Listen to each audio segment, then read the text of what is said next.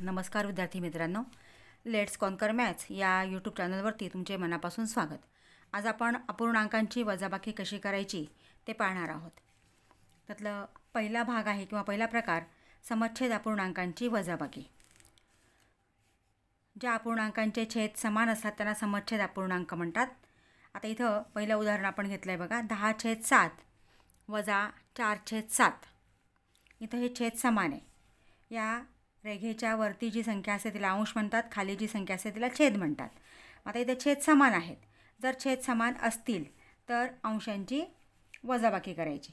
इथं वजाबाकी दिलेली आहे 10 वजा 4 आणि छेद एकदाच लिहायचा, छेद 7 बरोबर 10मधनं 4 गेले 6/7. हे उत्तर आलेलं आहे. म्हणजे 10/7 वजा 4/7 याचं उत्तर आलेलं आहे 6/7. पुढचं उदाहरण घेऊया. 12/5 वजा 8/5. इथं पण छेद समान आहे.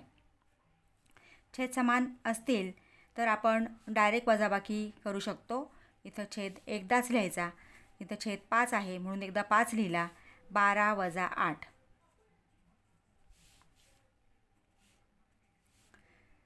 12मधनं 8 गेले 4 उरले आणि छेद आहे तसाच लिहायचा 5. म्हणजे उत्तर आलेलं आहे 4/5.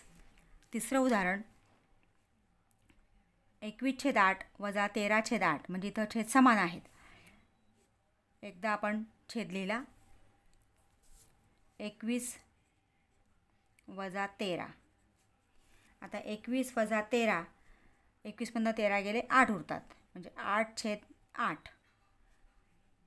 याचं उत्तर आलेलं आहे 8/8. म्हणजे इथं आपण भाग दिला तर उत्तर येतं 1. 8 गेला 8 गेला, इथं उत्तर 1 येतं. कारण अंश आणि छेद समान असेल त्यांचा भागाकार 1 येतो. आता हे आपण बघितले समच्छेद अपूर्णांकांची वजाबाकी. आता भिन्न छेद असतील, जर अपूर्णांकांचे छेद वेगवेगळे असतील तर त्यांची वजाबाकी कशी करायची. त्याचं पहिलं उदाहरण इथं घेतलेलं आहे 5/6 वजा 9/30. इथं आता छेद पहिल्या अपूर्णांकाचा 6 आहे, दुसऱ्या अपूर्णांकाचा 30 आहे. म्हणजे इथं छेद भिन्न आहेत, वेगवेगळे आहेत. मग छेद जर वेगवेगळे असतील तर वजाबाकी करताना तिरकस गुणाकार करायचा. आपण मागच्या व्हिडिओमध्ये बेरजेचा व्हिडिओ मी अपलोड केलेला आहे की अपूर्णांकांची बेरीज कशी करायची. तो व्हिडिओसुद्धा तुम्ही पहा, म्हणजे तुम्हाला बेरीज वजाबाकी लक्षात येईल. तर वजाबाकी करताना छेद समान नसतील तर तिरकस गुणाकार करायचा फक्त अंशस्थानी. म्हणजे इथं 5 गुणिले 30 किंवा 9 गुणिले 6. परंतु जर आपण 5 आणि 30चा गुणाकार केला तर ती संख्या मोठी होते. इथं थोडं आपण निरीक्षण केलं की इथं 6 आहे, इथं 30 आहे. मग 6ला जर पाढेपाठ असेल तर आपल्याला पटकन लक्षात येतं की 6ला एखाद्या संख्येने गुणल्यानंतर 30 होतं आहे का, येईल का ती संख्या, तर येते. 6ला जर आपण 5ने गुणलं तर 6×5 30. म्हणजे इथं 6ला आपण 5ने गुणलं, 6×5 30 आणि हा छेद आहे तसाच आपण लिहिला 30. मग आता अंशाला जर आपण गुणलं तर त्या संख्येने छेदाला गुणायचं. इथं आपण छेदाला गुणलं आहे तर त्याच संख्येने अंशाला गुणायचं. म्हणजे 5 गुणिले 5. 5/6 हा अपूर्णांक दिलेला होता. 6ला आपण 5ने गुणलं कारण आपल्याला 30 करायचे आहेत. म्हणून अंशालासुद्धा आपण 5ने गुणलं आणि पुढचा अपूर्णांक आहे तसाच राहणार आहे 9/30. मग आता 5×5 25, 6×5 30 वजा 9/30. आता या अपूर्णांकांचा छेद समान झालेला आहे. म्हणजे इथं आपण अपूर्णांकांचा छेद समान असल्याशिवाय आपण वजाबाकी करू शकत नाही. मग जर अपूर्णांकांचा छेद समान नसेल तर तो छेद आपल्याला समान करून घ्यावा लागतो आणि मग आपल्याला अंशांची वजाबाकी करता येते. मग आता 25 वजा 9 छेद 30 आहे तसाच एकदाच लिहा. आता 25मधनं 9 गेले 16 उरतात. म्हणजे 15 तर 9 गेले 6, हाचा 1, 2त 1 गेला म्हणजे 16/30. हे उत्तर आलेलं आहे. आता पुढचं उदाहरण आहे 6/14 वजा 2/7. आता इथंसुद्धा आपण निरीक्षण केलं की आपल्या लक्षात येतं आहे की 7ला जर 2ने गुणलं तर 14 होतात. म्हणजे इथं आपल्याला एकाच छेदाला इथं गुणून 14 करता येतं आहे. मग 6/14 आहे तसेच लिहिले, वजा 7ला आपल्याला 2ने गुणायचं आहे. मग छेदाला आपण 2ने गुणलं तर अंशालासुद्धा 2ने गुणायचं. ज्या संख्येने छेदाला गुणलं त्याच संख्येने अंशाला गुणा, ज्या संख्येने अंशाला गुणलं त्या संख्येने छेदाला गुणा. आता इथं 6/14 वजा 2 दुणे 4/7 दुणे 14. 6/14 वजा 4/14 छेद समान झाले. मग आपण छेद लिहून घेतला 14, अंशांची वजाबाकी 6 वजा 4. मग 6मधनं 4 गेले 2/14. म्हणजे याचं उत्तर आलेलं आहे 2/14. पुढचं उदाहरण घेऊया.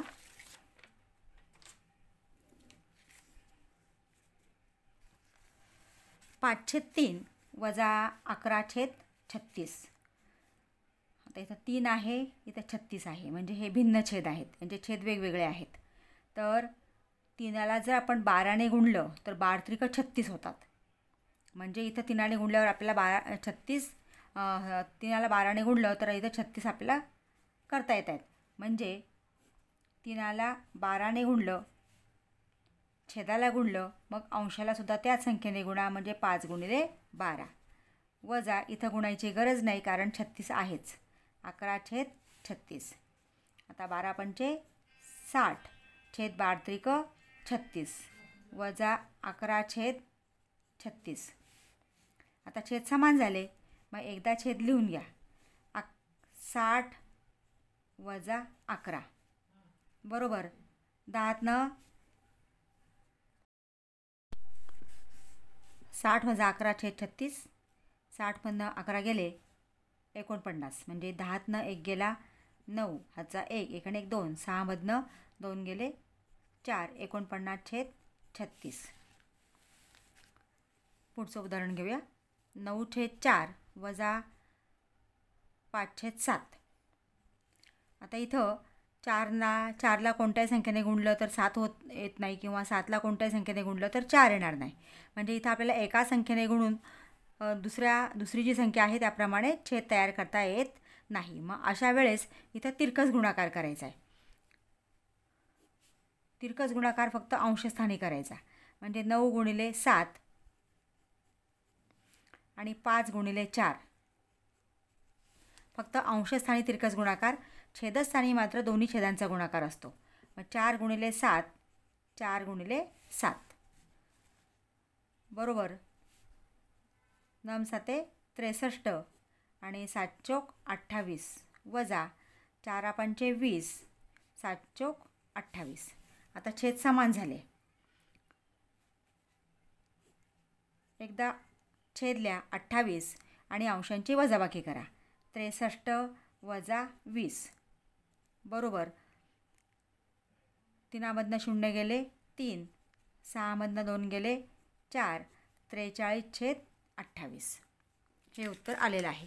म्हणजे जर कोणत्याही एका छेदाला गुणून दुसरा छेद त्याप्रमाणे आपल्याला तयार करता येत नसेल तर तिथं तिरकस गुणाकार करा आणि छेद समान करा. पुढचं उदाहरण घेऊया. 7/2 वजा 5/3. इथं पण 2ला कोणत्याही संख्येने गुणल्यानंतर 3 होणार नाही, किंवा 3ला कोणत्याही संख्येने गुणल्यानंतर 2 होणार नाही. मग इथं तिरकस गुणाकार करावा लागेल. तिरकस गुणाकार फक्त अंशस्थानीच असतो, हे लक्षात घ्या. मी पुन्हा तुम्हाला सांगते. 7 × 3 फक्त अंशस्थानी. म्हणून लिहिताना पण मी तुम्हाला तसंच लिहून दाखवते. 5 × 2 आणि छेदस्थानी मात्र दोन्ही छेदांचाच गुणाकार असतो, म्हणून 2 × 3 2 × 3 बरोबर 7 × 21 3 दुणे 6 वजा 5 दुणे 10 3 दुणे 6. छेद समान झाले. मग छेद एकदा लिहा. 6 21 वजा 10. 21मधनं 10 गेले 11/6. पुढचं उदाहरण घेऊया. इथंसुद्धा 11/5 वजा 3/7 5 आणि 7 आपल्याला 5ला गुणल्यानंतर 7 होणार नाही किंवा 7ला कोणत्याही संख्येने गुणल्यानंतर 5 होणार नाही. म्हणजे इथं पण आपल्याला तिरकस गुणाकारच करावा लागणार आहे. मग अंशस्थानी फक्त तिरकस गुणाकार 11 गुणिले 7 3 गुणिले 5. छेदस्थानी दोन्ही छेदांचा गुणाकार 5 गुणिले 7 5 गुणिले 7. 11 साते 77 5 साते 35 वजा 3 पाचे 15 5 साते 35. आता छेद समान झाले. एकदा आपण छेद लिहिला 35 77 वजा 15. 7मधनं 5 गेले 2 7मधनं 1 गेला 6 62 येते वजाबाकी छेद 35. अशा पद्धतीने विषमछेद किंवा भिन्नछेद अपूर्णांकांची वजाबाकी आपल्याला करायची असते. विद्यार्थी मित्रांनो, तुम्ही अजूनही चॅनलला सबस्क्राईब केलं नसेल तर प्लीज चॅनलला सबस्क्राईब करा, बेल आयकॉन प्रेस करा, म्हणजे पुढच्या व्हिडिओचं नोटिफिकेशन तुम्हाला लगेच मिळेल. व्हिडिओ आवडला असेल तर लाईक करा आणि आपल्या मित्रांना शेअर करा. थँक्यू.